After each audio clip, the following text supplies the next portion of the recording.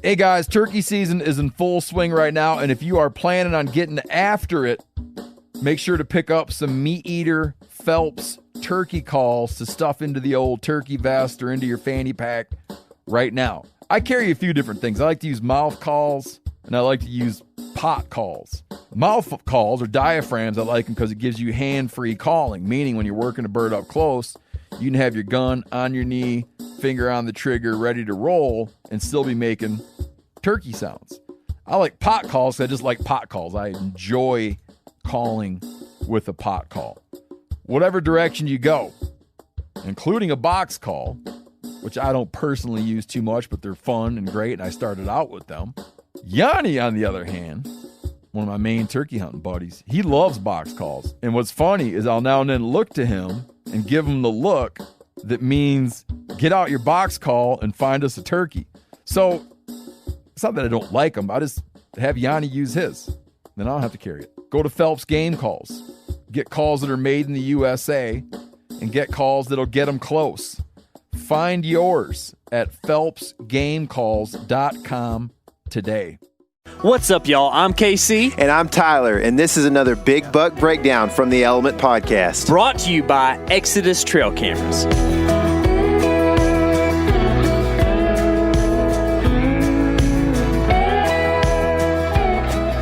All right, so now on the phone we have Mr. Whatever, Chris B, the realist. I don't know how to associate you, but you are a friend of ours. I'd say probably one of my best friends, and and because of that, you're going to tell me the coordinates of this particular buck that you've killed. But how's everything else going, man? It's going good. Yeah, it's finally calming down a little bit. It was a crazy day afterwards. How many texts did you get? After shooting it, a lot, and like just social media was going crazy too. Yeah, I hate to be this guy that texts you and goes congrats and then is like, let's get on a podcast. Like, that's literally one of my least favorite things to do to people. So like, I gave you a day, I was like, congrats, and then the next day I was like, hey, can we get on the podcast for real though? Yeah. So no, it's no big deal. Yeah. I mean, like, it's crazy, but it was totally fine. Yeah. Everything. It's cool. It's like the good kind of, Yeah. I mean, I don't know if that'll ever happen again, but yeah. Probably not. Probably not to us, but to you. Yeah, that's what I was saying. Yeah, I know. Actually, this particular piece that Chris hunted, I know it pretty well, and it does have a few good bucks around. So, no, funny story is we hunted 4 days and only saw 4 deer. Really? Yeah. It seemed like you just went in and killed it the first afternoon. I did, yeah. Okay. I was hunting with my girlfriend Caitlin. I got you. And we stayed 3 extra days. Yeah, and then she actually killed. So on the 4th day. On that note, I haven't seen much about you scouting Kansas, but I think I saw she had like a Kansas scouting video from the spring. Yeah, she did. Caitlin scout this buck out for you and find it? No. We're totally different spot. Oh, okay. Yeah. Okay. Totally different. That's all right, man. It's okay. You can admit it. I would admit it. Trust me. Yeah. My wife is like dead set on shooting this buck out from under me here local. So yeah. I'm telling her, I told her this morning, I said, look, you haven't put any preparation into this thing. Like, you don't get a chance to shoot this deer with a rifle while I'm out here getting 35 yards from him with a bow and not getting shots, So, right. That you just got to put them in their place sometimes, dude, just to let you know. So, anyway, dude, tell us the story, though. This is the reason we had you on, was to talk about how it went down. I mean, the story's kind of short. Like, as you know, I mean, I hit you up back when we were applying for Kansas, and I was like a little confused on the applying process, and I knew that you guys hunted Kansas, and you were like the first people that popped in my head. I was like, oh, well, I was asked, like, how do you apply? So that was step one. So I randomly applied to 2 units in Kansas with no prior knowledge of anything. And then about a week before driving out, then I was like, well, 11:15. Like, I always hear great things about like the rut starting in Kansas, maybe like a week after the rest of the Midwest. Mm-hmm. Like especially Michigan, we're a little bit up north, and it's always good the first week in November. So Kansas is always better, that second week. So anyways, I was like, okay, well, 11:15-ish, I'll plan on heading out to Kansas. Well, like first week in November, I luckily shot 2 Michigan bucks with my bow. So I was done in Michigan. So I actually got to head out like 2 days earlier than what I was thinking. So I literally just looked on HuntWise and dropped a couple pins, maybe like 10 pins on pieces, and found a town that we could call our home base. And we left 11:15. So November 15th at like 5 or 6 a.m. Drove out there, and I was in a tree by, like 11:30. You better stop doing this math. People are going to figure it out, dude. No, I mean, dude, whatever. I mean, there's so much. It's just, there's so much, like, it just doesn't even matter. Yeah. Like, whether we're hunting public land like Chris is here, or we're on our own little homestead in East Texas, Exodus trail cameras are our go-to. They have a ton of great products, and a ton of them are on sale right now for Black Friday on their website, like the Trek, solar chargers, even the Render, which is their cell phone camera. And get this, if the Render's not in stock, they're extending the Black Friday pricing until that camera comes back in stock. So go check out Exodus Outdoor Gear, and be sure and sign up for the newsletter so that you'll be notified when there's new deals coming up. but anyways, at like noon, I saw the buck I ended up shooting.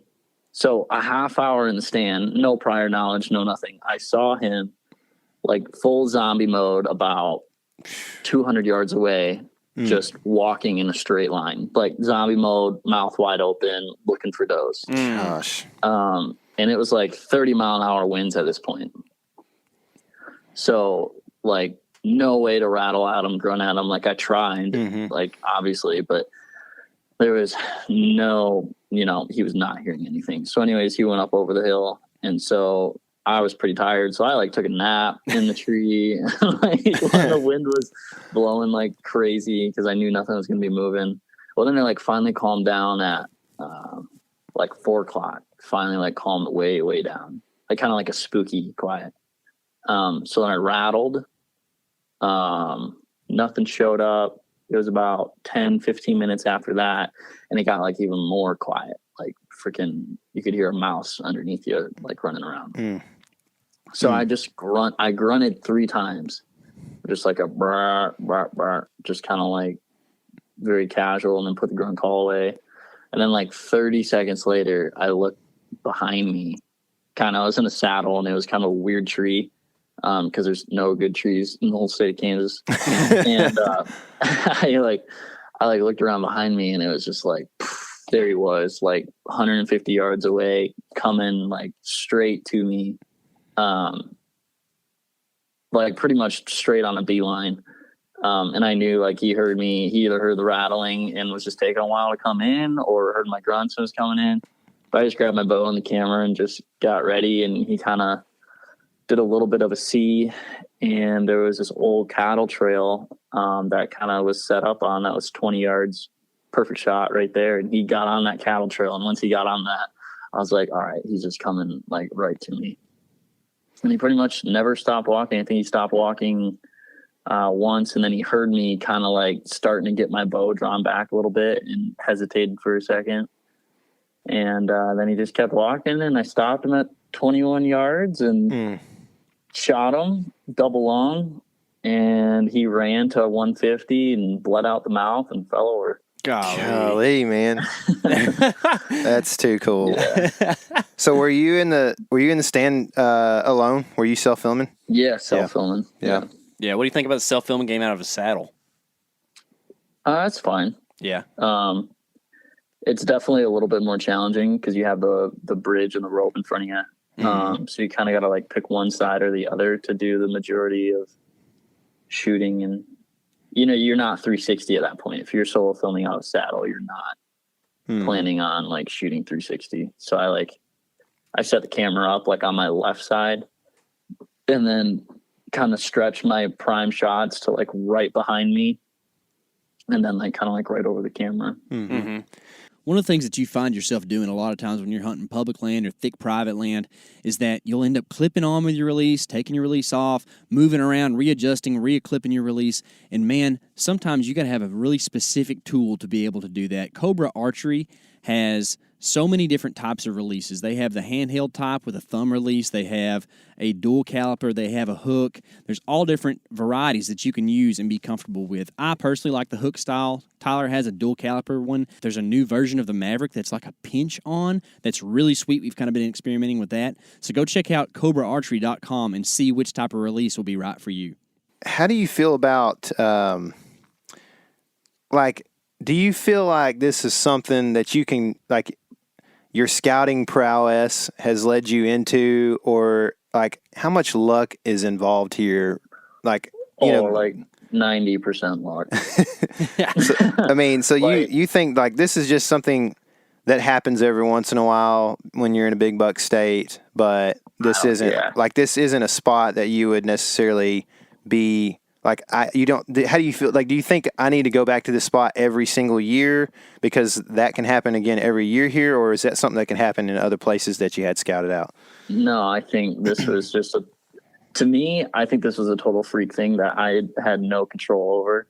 Mm-hmm. It was just supposed to happen. It was meant to happen. Just one of those things where it was like, everything worked so well that it was just so out of my control. So, to answer your question, yeah, I think when you're in a big buck state like Kansas, Iowa, all the sleeper states, when it comes down to it, there's just big bucks around. So eventually one's going to like mess up and come right in. Yep. Cause we hunted that same piece and only saw 2 other bucks for the next 3 days. Golly. So it wasn't like it was a total freak thing. Yeah. In my opinion. Well, tell us about that buck, man, because, I've looked at his pictures and stuff, and he is straight up just a freak nasty. Yeah, so he's like pretty much a dream buck for sure. He had 24-inch main beams. Both his G2s were 13 inches. He had 24 inches in trash. Oh, wow. My goodness. Yeah, so the trash is what helped a lot. All of his mass measurements, but one were over 5 inches. Yeah, Toad Daddy. Yeah, so he was... What I put a tape on him, he was 187. Man, you pretty much nailed that. I said high 180s. Yeah, yeah. I was like, this always happens because we did a little bit too. But I saw your post about like, what do y'all think he scores or something like that, Yeah.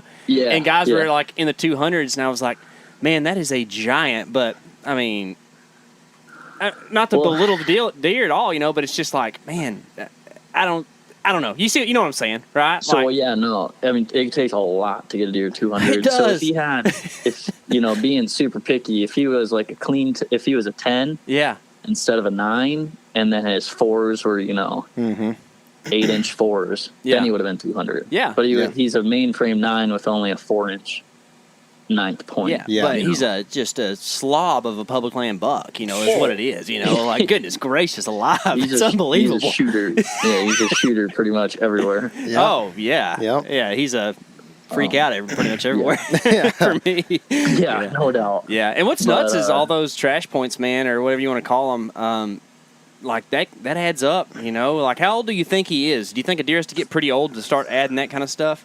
I don't know. Like, he didn't have a huge body on him. Yeah. Like, on the hoof, I would not be surprised if he was like 180, 190. Definitely not over 200 pounds. Really? But that's, 2-3 weeks into the rut. Yeah. He really could have been run down. Yeah, it sounds like he's already doing that.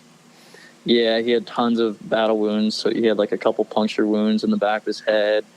His eye was gouged out. It still had his eye and it functional, but it was like pussed over and closed shut. Ooh, man. So yeah, he was mature. I don't know if he was 4 or 5 or 7 or 8.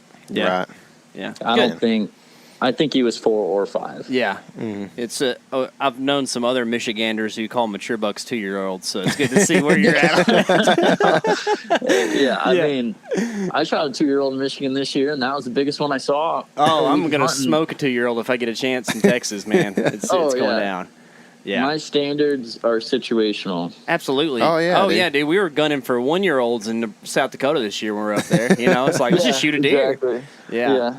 And that's Been what's there, done that. maybe there's like some payback there. Like if your standards are low, every once in a while you get to hit the real top end of it or something. You know, kind of like this deer. Yes, if that's the case, the next spike is dead. There you go. Oh, man. Well, that's an awesome story. Did you say Caitlin actually shot one? Yeah, she shot a nice 8, probably like a 3-year-old, 125, 130-inch 8. Nice. Sweet. We might have to have her on too, man. Yeah, that was cool. I was in the tree with her filming. Oh, that's cool. Sick.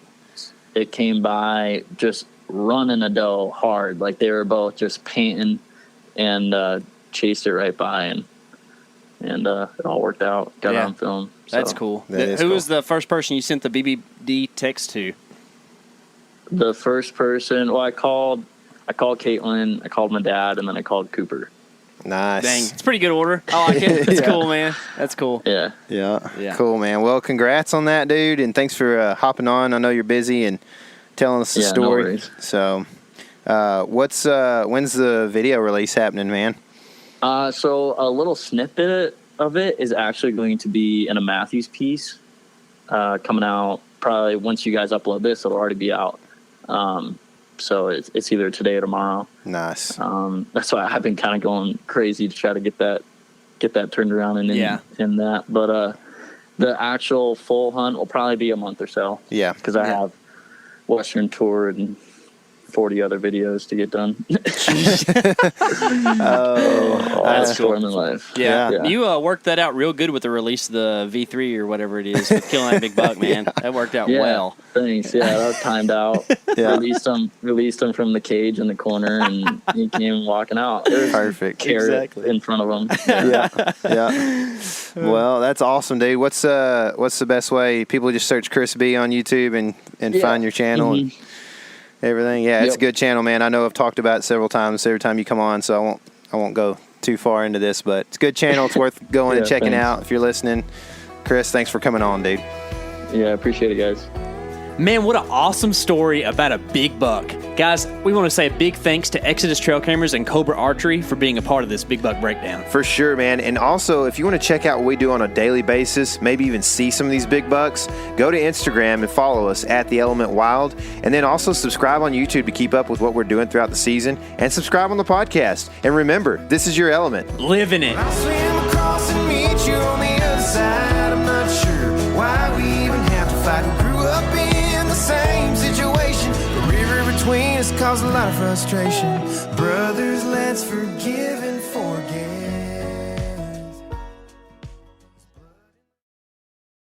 Hey guys, turkey season is in full swing right now, and if you are planning on getting after it, make sure to pick up some Meat Eater Phelps turkey calls to stuff into the old turkey vest or into your fanny pack right now. I carry a few different things. I like to use mouth calls, and I like to use pot calls.